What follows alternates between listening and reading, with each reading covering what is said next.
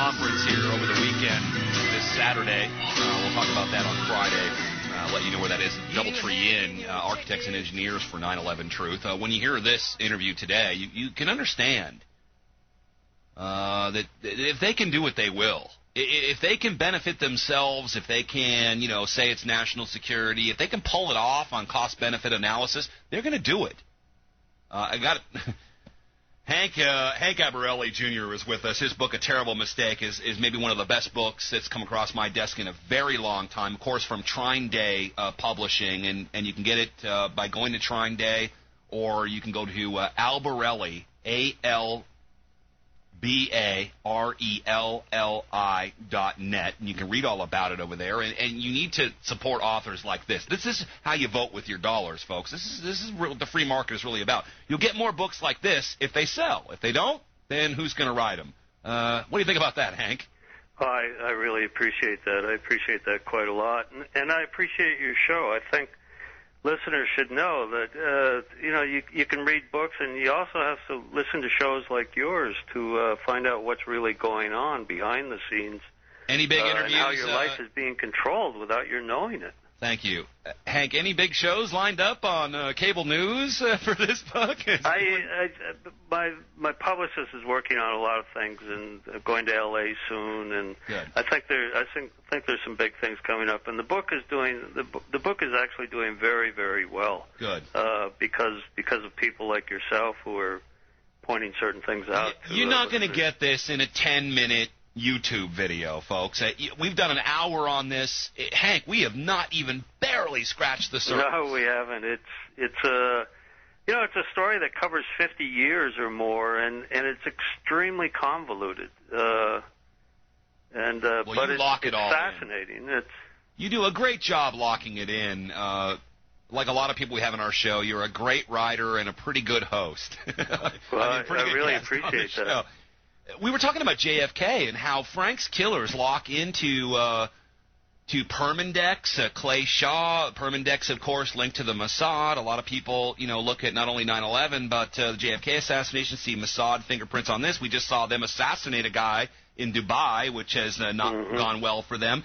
In another book by Trine Day, Dr. Mary's Monkey, about Dr. Mary Sherman, we have one of the top cancer researchers in the world working with David Ferry, who's got little mice in his adjacent apartment, and they're trying to cover up the fact that the polio vaccine was accidentally infected with cancer, and then they're going to use that as an assassination tool against Fidel Castro and communists. The whole communist angle is really, I guess, the excuse to do all of this. It's all throughout your books. The book here that I'm holding, it is DCI Alan Dulles, who we know was locked in big time with the establishment and the elite, versus FBI Director J. Edgar Hoover, versus Senator McCarthy in the McCarthy hearings. It's like a historical record of this whole time. But it's weird how it always seems to all of this goes back to Kennedy. I mean, it makes you understand the level of deceit and how this was a total coup on our government. I think the second one was 9/11. I agree with you. Kennedy is sort of both the touchstone and the Rosetta Stone for a lot that happened before and after. The only names I think we've left out, although you mentioned them early in the show, are Rumsfeld and Cheney. Yeah, tell us their role in this, please. Their fingerprints were all over the 1975 cover-up of Olson's murder. And they pushed hard to make sure that people believed it to be a suicide. But behind the scenes, they were really scrambling and hiding papers and hiding files and making sure that the American public wasn't informed about what Olson's job really was. And a lot of that's in the book, what he was really doing. A lot of people think it was MK Ultra, but it was really Project Artichoke. And it was Artichoke that gave birth to the rendition and torture programs that we're looking at today. I mean, so much happens and almost nothing changes. The same people. You look at Negroponte, who was involved in Phoenix, involved in Iran-Contra. All these guys involved in Watergate, in Iran-Contra, and Vietnam. And you just keep hearing the same names over and over again. When are the American people going to wake up and see what's happened here? Well, Are they dosed with LSD? Are they putting it in our water? Yeah, I mentioned aerosol spraying earlier. People are looking at these big lines, big X's in the sky.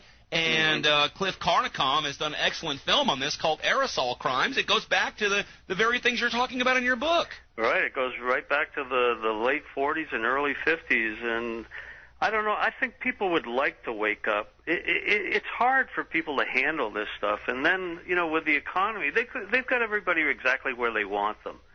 Overworked, handling 2 or 3 jobs with no time to hardly breathe. And the Hegelian dialectic, which they teach at Yale, Exactly. running through the whole system. Yeah. You know what that is. Mm-hmm. That's why he's a great guest. And it's what happened in depressing. before we let you go? What happened in San Francisco that involved Frank Olson and also aerosol crimes? Well, there was an experiment in, I think it was 1950, summer 1950, that took place off the coast of San Francisco.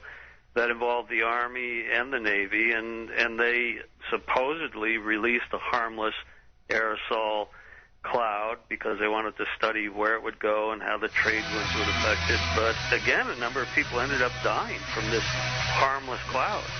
Unsuspecting people. We've got the Tuskegee experiments, Project Shad. Okay, they experiment on our people without them knowing it. Is it all over now? Because that's what I always hear. Oh, that was in the past. It's not happening anymore. Exactly. It is happening now, isn't it? It is. It sure is. To the highest degree with all the best technology and supercomputers. Can you imagine if they did this then, what they're doing now? It's mind-boggling, isn't it, Hank? It's absolutely mind-boggling. I've lived with it for 12 years, and I don't think anything shocks me any longer. I'm almost there with you. I can't wait to have you back for part 2. I'd love to come back. Let me know when your schedule is open, and we'll do part 2, part 3, part 4, because we've, again, barely scratched the surface. A terrible mistake, a trying day. Get it now. Thank you so much for joining us. We'll see you tomorrow, folks. Stay bold.